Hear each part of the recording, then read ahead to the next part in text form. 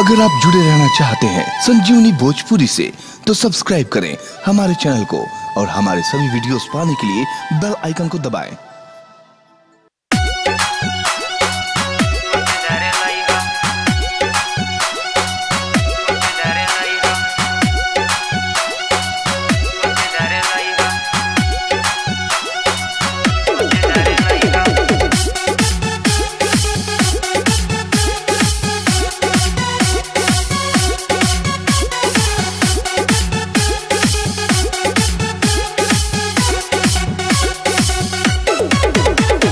राजा जी बजरिया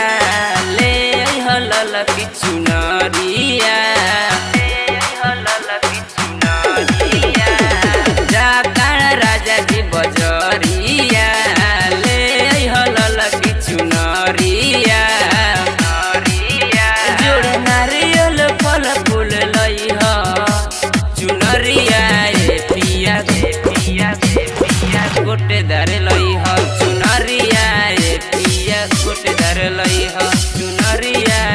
पिया गोटेदार लई ह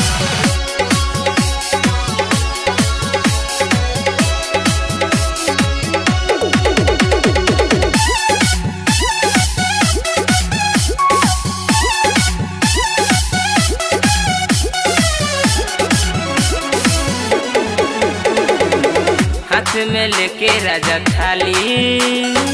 चल जाए माई के दुआरी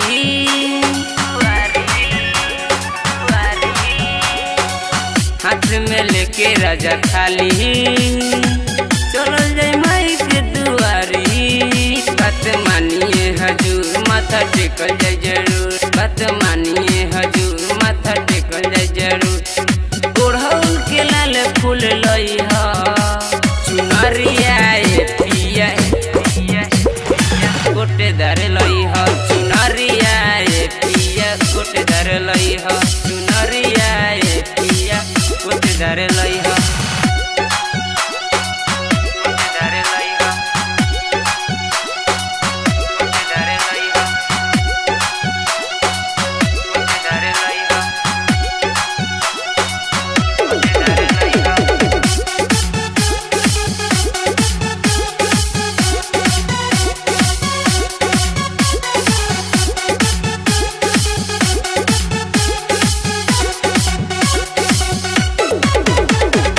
कहेला पप्पू दीवाना पटन देवी मैं भी जाना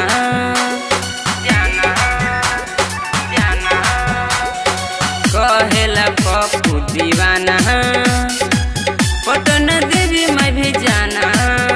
देवरा नंदन कुणाल संगे जाई देवी द्वार देवरा नंदन कुणाल संगे जाई देवी द्वार इमामगंज मुंगीला के मेला तो घुमई ह चुनरिया पिया गोटेदार लई ह चुनरिया पिया गोटेदार लई ह चुनरिया पिया गोटेदार लई ह।